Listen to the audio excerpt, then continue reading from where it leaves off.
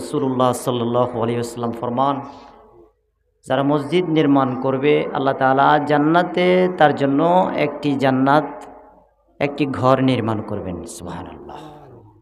মান বানা লিল্লাহি মসজিদান বানাল্লাহু লাহু বাইতান ফিল জান্নাহ। বাদশাহ হারুনুর রশিদ তিনি মনে মনে ভাবলেন, রাসূল সাল্লাল্লাহু আলাইহি ওয়াসাল্লামের এই যে হাদিস, যে ব্যক্তি দুনিয়াতে একটা ঘর নির্মাণ করবে তার জন্য জান্নাতে একটা ঘর হবে, তিনি ভাবলেন আমি একটা ঘর করব দুনিয়াতে আখিরাতের জান্নাতের আশায়। বাদশাহ হারুনুর রশিদ তিনি কারো থেকে 1 টাকাও সহযোগিতা নেবেন না ঘোষণা দিচ্ছেন, উনি একা একা করবেন, জান্নাতে যেন একাই তিনি একটা ঘর পান। সব কিছু তিনি যে একা একই লোকজন দিয়ে, মানে ওনার খরচ, সম্পূর্ণ খরচটা বাদশার। মসজিদ নির্মাণ কমপ্লিট হয়ে গেছে। মসজিদ নির্মাণ কমপ্লিট হয়ে যাওয়ার পরে আল্লাহ তাআলা বাদশাহ হারুনুর রশিদের একটা স্বপ্ন দেখাইছে। কি দেখাইছে? একটা স্বপ্ন দেখাইছে। এখন স্বপ্নে সেই দুনিয়াতে আল্লাহর ঘর নির্মাণ করছে, তাকে একটা জান্নাত দেওয়া হবে। তো স্বপ্ন দেখাইছে তাকে যেই জান্নাত তার জন্য বানাইছেন বাসস্থান, সেই জান্নাতটা স্বপ্নের ভিতরে তাকে দেখানোর জন্য ফেরেশতারা নিয়ে গেছে। ফেরেশতারা তারে নিয়ে গেছে। নিয়ে যাওয়ার পরে সে তার ঘর দেখলো, খুব সুন্দর, ঘুরে ঘুরে সব কিছু দেখছে। দেখার পরে সে তার জান্নাতের ঘরটা থেকে বের হয়ে চলে আসি, দেখতেছে তার জান্নাতে যে ঘর তার পাশাপাশি আরো একটা ঘর আছে একজনের।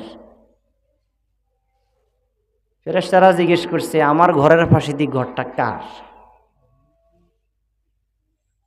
তখন ফেরেশতারা বলতেছে যে ঘরটা আপনার যে মসজিদ নির্মাণ করছে, মসজিদের একজন যুগালিয়া ছিল, মিস্ত্রি, ওই মিস্ত্রির নাম আহমদ। এই জান্নাতের নামের সামনে, বাড়ির সামনে, ঘরের সামনে লেখা আছে এটা আহমদের ঘর। সুবহানাল্লাহ কোন। তিনি ভাবলেন আমি এত খরচ করি মসজিদটা করলাম, জান্নাত আমার পাওয়ার কথা, আমার মসজিদে কাজ করেন না, যুগালির কিল্লে মসজিদ হইব, ঘর হইব জান্নাতে। সে তো মসজিদ নির্মাণ করে নাই, সে তো মসজিদ নির্মাণ করে নাই, তার জান্নাতে কেন এরকম ঘর হবে, তাও আমার ঘরের পাশে, তাও আমার ঘরের পাশে।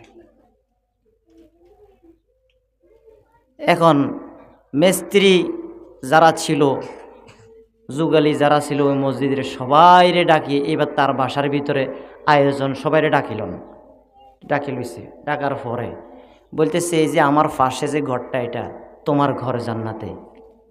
এখন এই ঘরটা কিভাবে পাইলা? আমি তো মসজিদ নির্মাণ করছি, তুমি তো করো নাই, তো তোমার কিভাবে ঘরটা হইল?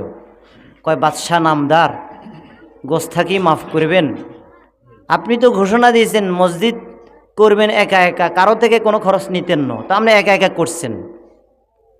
তা আমি আমার বাড়িতে আপনি যে মসজিদে পাথর লাগাইছেন এরকম কয়েকটা পাথর, 2-3টা পাথর আমার বাড়িতে ছিল। তা আমি রাত্রের অন্ধকারে আল্লাহর কাছে এই জিনিসটা বললাম, আল্লাহ বাদশা তো কারো কোনো খরচ নেবে না, কাউকে কোনো কাজে লাগাবে না, তা আমার বাড়ির এই 3টা পাথর এ রাতের অন্ধকারে বাদশার পাথরের সাথে দিয়ে দিলাম। দিয়ে দেওয়ার কারণে ওই 3টা পাথরও বাদশার পাথরের সাথে মসজিদে লাগাই ফেলছে। আল্লাহু আকবার। আল্লাহ তাআলা এত খুশি হয়েছে এর কাজটা দেখে। আল্লাহ তাআলা ওই বাদশার হারুনুর রশিদের জন্য নির্মিত যে জান্নাত, সে জান্নাতের পাশে ওই যুগালির রাজমিস্ত্রির জন্য আল্লাহ একটা বাসস্থান তৈরি করেছেন, মাত্র 3টা পাথর দেওয়ার কারণে। আমরা বিরোধিতা না করে, কানাঘুষা না করে, যে যতটুকু পারি, আমার 1 টাকা দেওয়ার সুযোগ আছে, 1 টাকা দেব। কখনো আল্লাহর ঘরের বিরোধিতা করা চলবে না, চলবে? কখনো চলবে না।